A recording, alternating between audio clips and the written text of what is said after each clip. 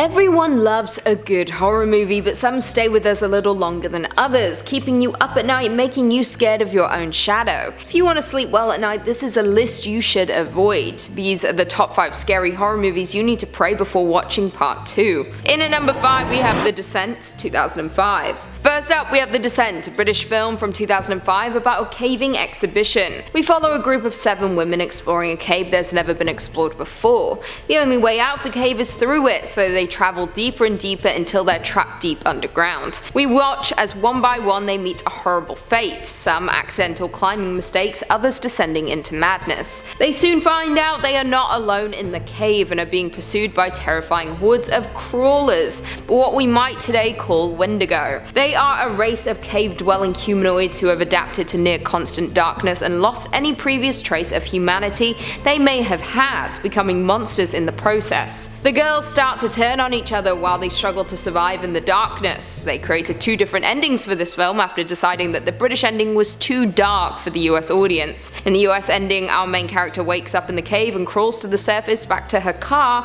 When she is driving away, she pulls over and vomits, and when she leans back in the car, she is startled by the ghost of Juno sitting in the passenger seat. However, in the British version they reveal that this was all a trick of their mind, and she wakes up back in the cave, having never escaped at all. The film ends with the screams of the crawlers getting louder as they surround her. This one is enough to make anyone scared of the dark. Coming in at number 4 we have Ringu, 1998, aka The Ring. We have all heard about the adaptation of The Ring, but have you seen the original, more horrifying one, Ringu? The story follows a reporter and her ex-husband as they investigate the sudden death of her niece, who died of a sudden heart failure with an unnaturally horrified expression on her face. She then finds out that her niece recently visited a cabin with her friends. Each of them had died the exact same way on the exact same night. She visits the cabin to find out what could have caused them all to die so suddenly when she finds the unlabeled tape. After watching the tape, she understands that they had all been cursed as she was now. Things become more tense when Reiku's young son watches the tape, starting the 1-week countdown before he too dies. She has to break the curse or she and everyone she cares about will die in less than a week. Their discovery takes them to a volcanic island where they can discover that the video has a connection to a psychic who died 30 years ago and her child. In the end, they discover that the only way to break the curse is to copy it and show it to someone else, passing it on to them, dooming them instead of you. It's a good thing no one has a VHS player anymore. In at number 3 we have A Nightmare on Elm Street, 1984. This one is sure to keep you up at night. A Nightmare on Elm Street follows a group of teenagers battling a killer who attacks in their dreams. We follow Nancy and her friends trying to figure out why they're being hunted and how to stop it. This was our first introduction to the infamous Freddy Krueger, a killer who is badly burned all over his body. He uses a gloved hand with razors to kill his victims. Nowadays we all know who Freddy Krueger is, but in 1984 a killer who hunts you in your dreams was truly terrifying. Nancy has to struggle to stay awake throughout the filmmaking, depending on caffeine to keep her awake for days on end. They slowly discover that they are being hunted due to their parents being involved with Freddy's death. Nancy's mum revealed Krueger was an insane child murderer who had been released on a technicality and then burned alive by parents living on their street seeking vigilante justice. They attempt to bring Krueger out of the dream so they can kill him in the physical world. Could you stay awake for 7 days to avoid Freddy? I couldn't.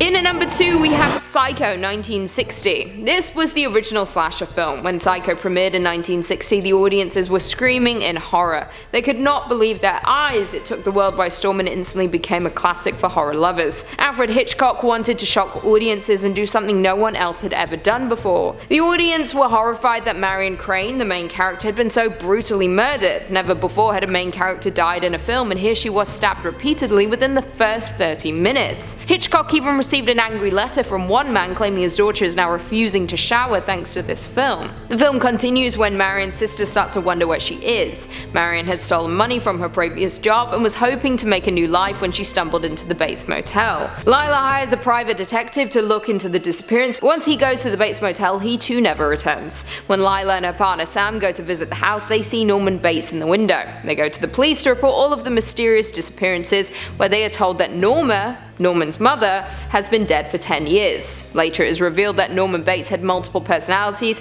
and had been acting as himself and his mother since her death, killing unsuspecting women who visit the motel. It might not seem like much now, but this film was as terrifying and horrific as films came in the 60s and paved the way for the horror genre. Freaked me the out. I saw it at 4. Accidentally. And finally in at number 1, The Conjuring 2013.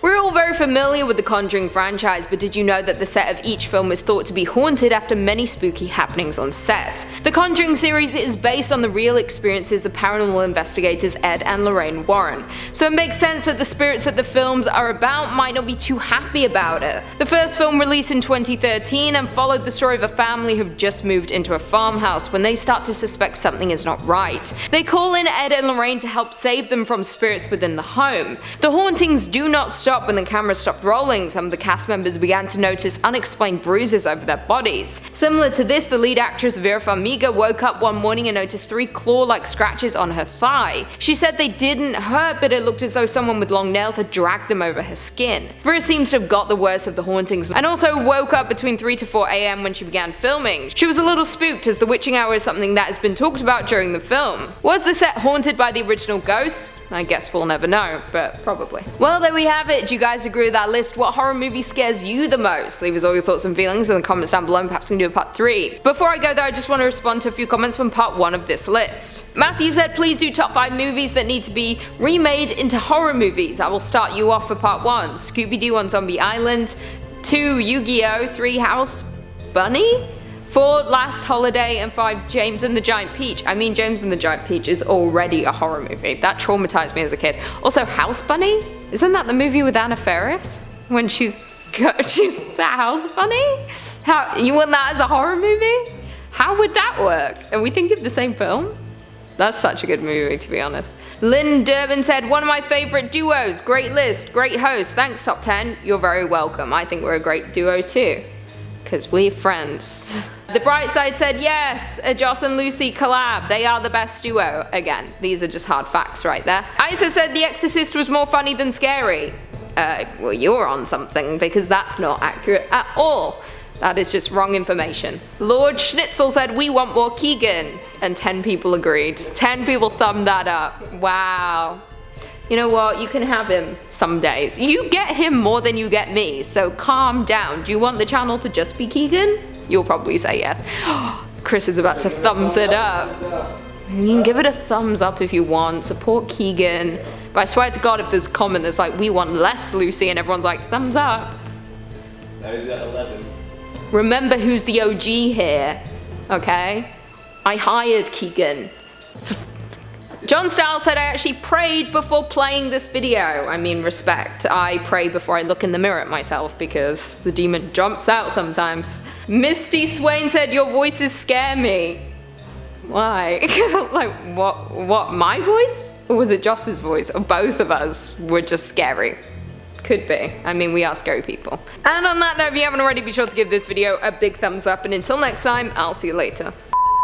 Accidentally, not like my family went just like, sit down Lucy, let's watch a movie. It was an accident. Older siblings, you know, it was in the VHS tape. I hit play. I remember eating a ham sandwich and being like, first memories. Honestly, it's clear as day. I remember where I was sat, I remember the TV, I remember my mum bringing me a ham sandwich and not even knowing that Psycho was on in front of me.